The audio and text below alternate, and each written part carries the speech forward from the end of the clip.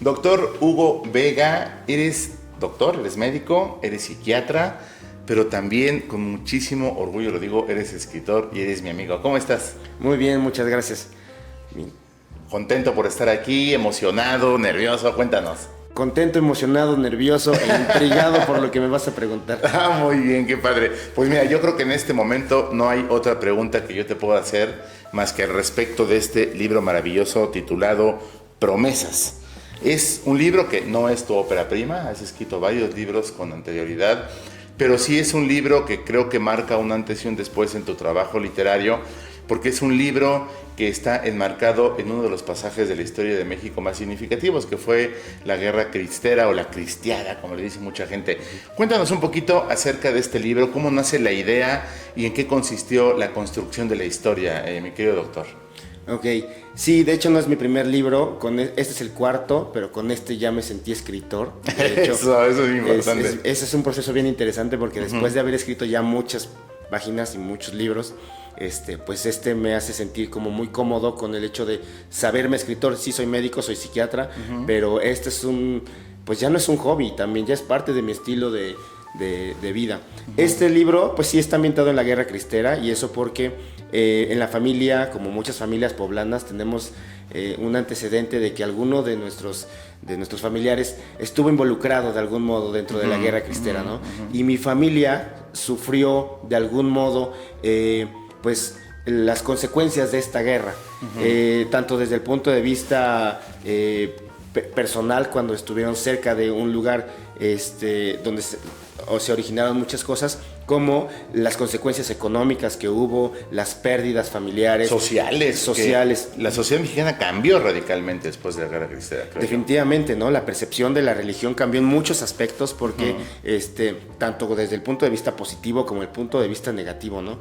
Y bueno, Promesas, este libro surge precisamente con un personaje principal, dos personajes principales para mí, uno que es Odilon y otro que es Miguel. Miguel es mi abuelo. Okay. Entonces, Miguel, mi abuelo, era muy, muy cercano a su hermano Odilon, y en la familia surgen muchas historias acerca de la unión entre hermanos, de la complicidad, de la cercanía que tenían ellos. Y bueno, a mí me tocó escuchar historias, pero pedacitos de la historia que podían llegar a contarse de él. Entonces, la historia como novela surge dentro de lo que a mí me hubiera gustado que hubiera pasado dentro de la conexión que tenían pues Odilon y mi abuelo. Fíjate que alguna vez le preguntaron a García Márquez cómo es que se te ocurren tus historias, y él respondió: a mí nunca se me ha ocurrido nada, todo lo que escribí me lo contaron. Entonces yo creo que a todos nosotros, cuando vas en un taxi, bueno, ahora un Uber, cuando vas, no sé, con el señor que arregla zapatos, cuando vas a comprar algo a un mercado, cuando te reúnes con los cuates, cuando escuchas a la familia de tu esposa o a tu propia familia platicar, de pronto dices, esa historia es una novela, eso podría estar en un libro, nada más que nadie lo ha escrito.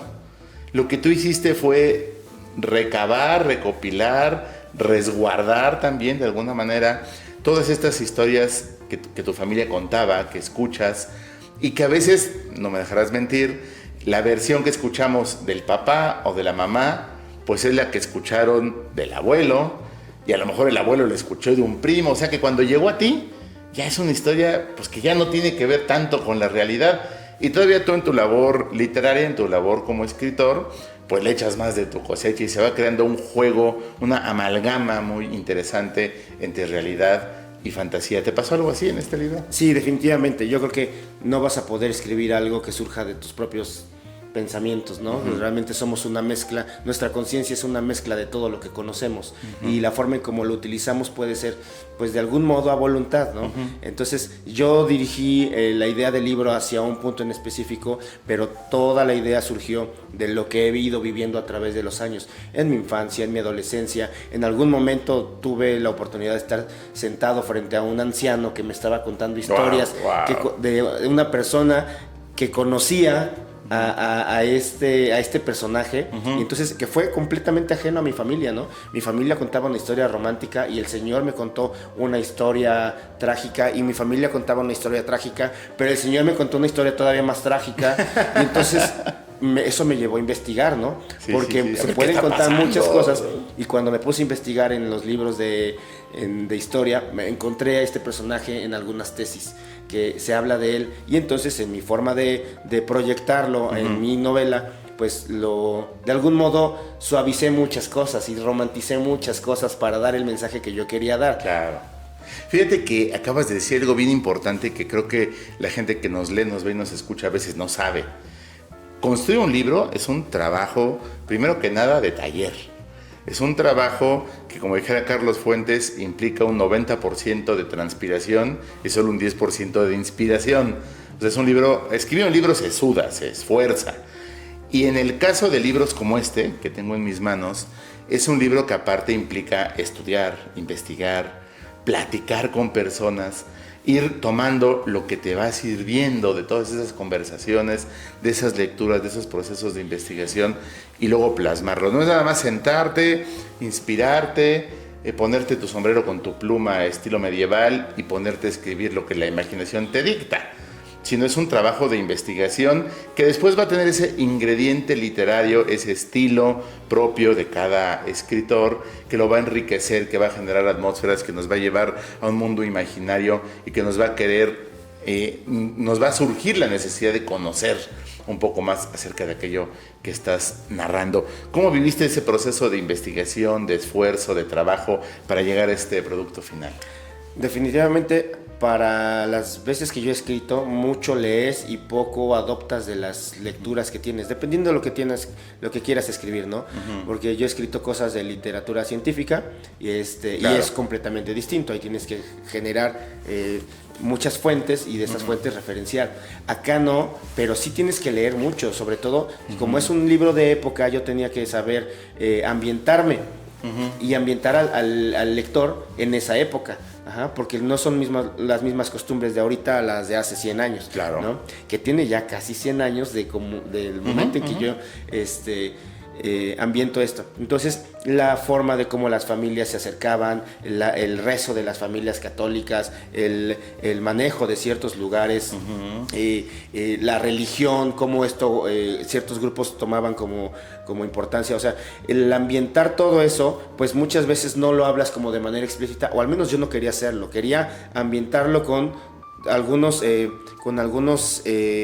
matices suaves para que también a la gente no se le haga tan extraño y que no se le haga tan ajeno esto, y no puntualizarlo al modo de que precisamente no lo vean como parte de su vivencia. Al contrario, tenía que suavizarlo de algún modo para que también ellos entiendan el porqué de cierto tipo de cosas. De hecho, uno de los comentarios que ya me han hecho al respecto es precisamente eso, ¿no?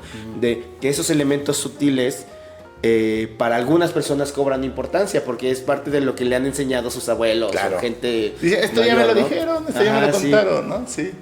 Y esas historias que la gente, digamos, se identifican con ellos, marcaron de alguna manera, o tal vez de muchas maneras, la forma en la que actualmente la sociedad mexicana procede, ¿no? Yo pienso que cada cultura es producto de su historia. Lo que estás recabando en este libro y nos lo estás exponiendo es una forma de entender ese movimiento a la luz de una familia. Y a la luz de un personaje, porque la evolución que tiene este personaje desde el principio hasta que se ocurre toda la guerra, la evolución que tiene una persona al meterse en ese tipo de cosas, pues entras con una idea, ¿no? En algún momento este personaje entra con la idea de voy a luchar por Cristo Rey y por mi iglesia, ¿no? Pero romantizas a veces la guerra, Claro. nos hablan como del que gana y del que pierde, pero no te enseñan todo ese proceso de dolor, Sí. y de todo este proceso personal de reconocerte a ti mismo. Y eso es algo que también quería como plasmar, ¿no? Porque muchas veces es muy fácil decir, ya terminé la guerra y entonces ahora regreso a casa. No, ¿Cuál porque casa? ¿Y cuál casa? Y ya todo ha cambiado, ¿no? Sí. Y han cambiado tantas cosas que tu percepción de ti mismo y tus pensamientos y tus miedos y tus pecados y todas las cosas negativas que hiciste ya te marcaron, ¿no? Y te persiguen. Y te siguen, exacto. Sí. Entonces yo me pongo a pensar también como en esta parte de lo que nos enseñan de Caín, ¿no? Caín, ¿por qué? ¿Por qué erró por todos lados? Pues porque no se sentía digno, pero ¿digno de qué? Y entonces eso no te lo explican. Yo aquí trataba de explicar un poquito de por qué a veces es difícil volver a tu raíz. No vuelves a una raíz porque cambias todo el tiempo, evolucionas. La cuestión es cómo es que te vas enjuiciando a través de esa evolución. Te enjuicias a través de tus propios ojos o a los ojos de la sociedad. Sociedad que muchas veces no conoce lo que tú estás viviendo y el dolor por el que tú estás pasando. Y que te va a calificar de acuerdo a sus prejuicios. Prejuicios que han sido construidos de acuerdo a su historia. Oye, Hugo, yo te quiero preguntar también, decía Aristóteles que nada hay en la mente que no haya pasado por los sentidos. Y tus sentidos, desde que te formaste como profesionista hasta que empezaste a escribir, y todavía lo sigues siendo a la fecha, pues fue la formación médica. Y te especializaste en la psiquiatría. ¿Cómo permea la construcción de una novela, de una historia literaria, tu formación como médico? Porque no es común. Por eso te lo pregunto. Normalmente los escritores, actualmente ya muchos son lingüistas, o son historiadores, o son, no sé, a lo mejor antropólogos, en este tipo de historias, o no estudiaron nada, ¿no? Vuelvo al ejemplo de García Márquez, él nada más tenía la prepa, ¿no? Carlos Fuentes era abogado, ¿no? Y Rulfo no tenía nada tampoco, ¿no? Pero tú eres médico, y aparte de ser médico, te especializaste, o sea, tu mente se fue formando de acuerdo a una rama única de la medicina, que es la psiquiatría. ¿Cómo permeó eso en la construcción de una novela? Realmente está muy plasmada mi formación médica psiquiátrica en eso, porque yo como psiquiatra, alguna vez una maestra de psiquiatría me decía, si no sabes cómo se llama el síntoma, descríbelo. Ok. Y entonces nosotros de algún modo nos volvemos descriptores de lo que vemos, ¿no? Y más en psiquiatría. Sí, porque tenemos que describir lo que vemos, lo que vemos que el otro expresa, y tenemos que describir lo que él está sintiendo a través de lo que nos expresa de manera verbal. Entonces nosotros somos traductores. Lo que tenemos que hacer muchas veces es tratar de entender lo que tú que me estás diciendo no entiendes.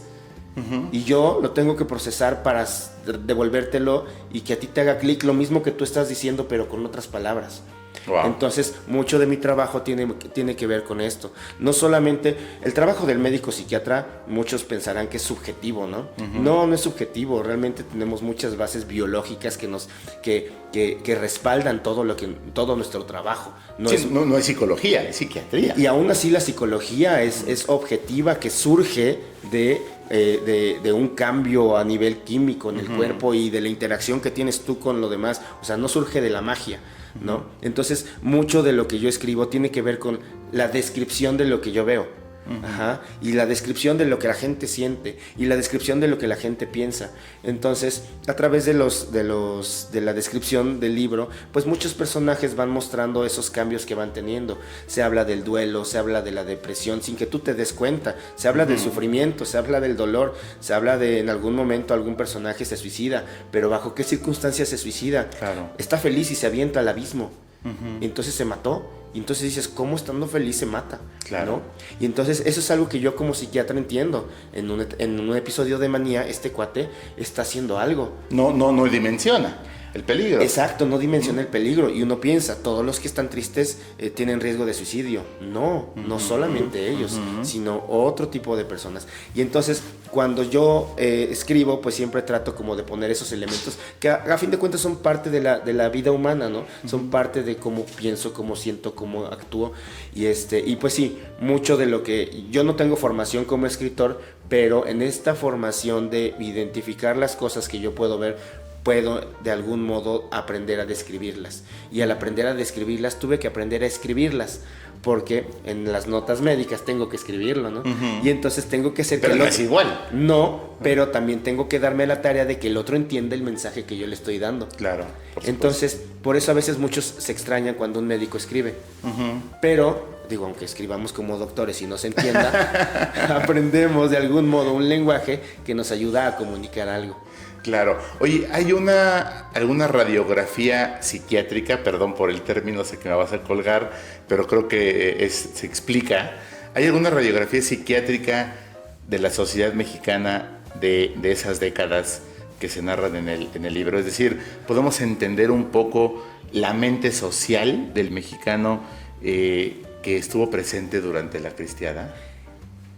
Desconozco, sinceramente desconozco, pero lo que yo me puse a leer en la investigación, mucho de lo que se hablaba era la influencia de Europa y sobre todo la influencia de los cambios a nivel religioso que venían de Italia, del Papa directamente, acerca de muchas situaciones que tienen que ver con la política y sobre todo las organizaciones de los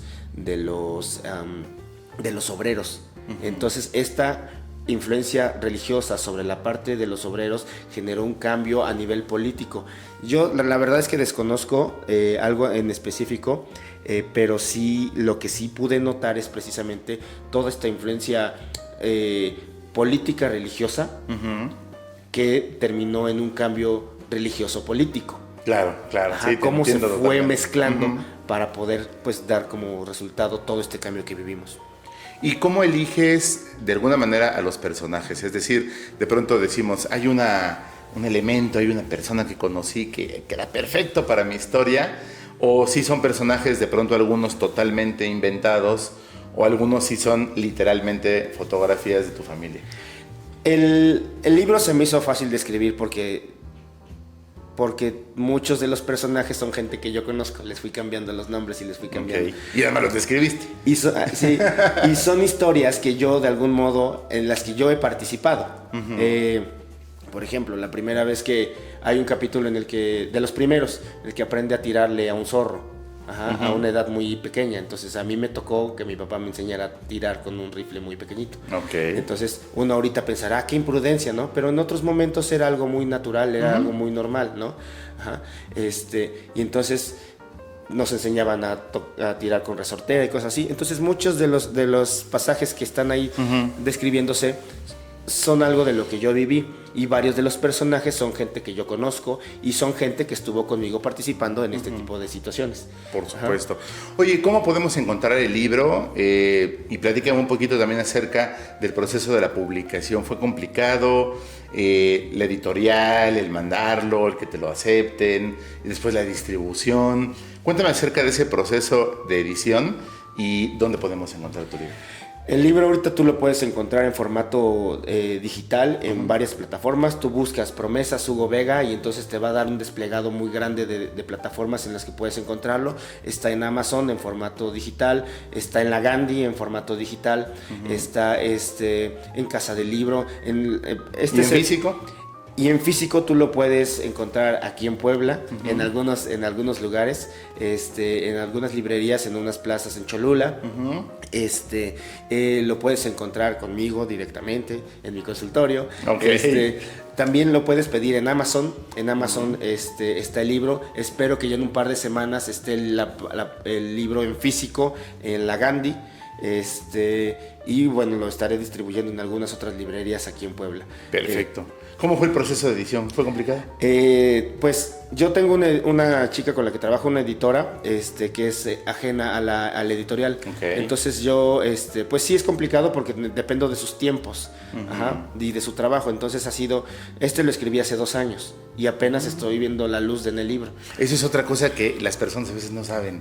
Que escribir un libro, ya que lo terminaste, después viene un proceso larguísimo, donde a lo mejor cambian algunas cosas, a lo mejor te regresas un poquito en el camino, y definitivamente cualquier libro que llegue a las manos de cualquier lector debe ser valorado y apreciado como objeto. Decía Juan Carlos Canales, amigo mío, decía, es un fetiche, es un libro objeto, es un artículo que tiene un valor. También, obviamente, el trabajo del autor, el trabajo imaginativo, literario, de escritura, y también el trabajo de edición, que normalmente no notamos, pero sin ese trabajo el libro simple y sencillamente no sería posible. Sí, este libro yo se lo mandé a Mariana Camarillo, que es la chica que me hace la edición. Lo revisamos, ella lo revisó, me marcó algunos cambios, sobre todo en pautas muy pequeñitas, porque a ella le pareció que ya estaba bien estructurado, solamente hizo la edición y la corrección del estilo. Después lo mandé a la editorial Universo de Letras y ellos tienen 2 filtros. Uno, quien lee la historia, quien hace el análisis de la ortotopografía, y 2, quien lee la historia y lo califica. Del análisis me hicieron 3 correcciones. Y de quien califica el libro me pusieron un puntaje en específico. Wow. Dentro de ese puntaje, si te dicen, a ver, este libro tiene describe estos son los puntos fuertes. Y del libro, afortunadamente, y para ser el primer libro que mando a la editorial, todo bien. La verdad es que fue un proceso largo, pero ágil, porque no tuve que pasar por varios filtros. El primer filtro fue de, cámbiale estas 3 cosas, en unos 5 minutos lo cambié, y el siguiente fue, está bien escrito, vamos a tirarlo. Perfecto. Pues doctor Hugo Vega, yo te agradezco muchísimo por haber estado aquí conmigo. Agradezco también que nos entregues esta obra que ya podemos encontrar, y cada que tengas un libro nuevo te esperamos por aquí. Muchas gracias. Gracias a ti.